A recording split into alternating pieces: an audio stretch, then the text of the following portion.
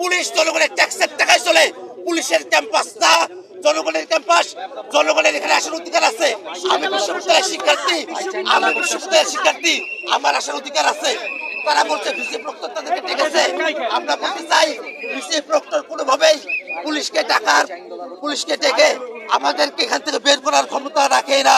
আমাদেরকে ধাক্কা এখান থেকে বের করা যাবে না। আমাদেরকে নিতে হলে আমাদের বুকের উপর দিয়ে গাড়ি চালিয়ে দিতে হবে। আমরা ধাক্কায় বের করে দেওয়া সম্ভব না। আমরা এই কারণে এখানে শুয়ে পড়েছি।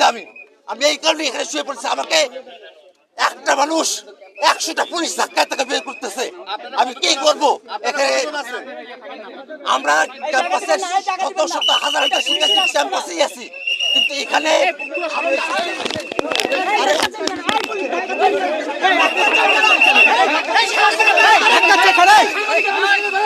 ধাক্কা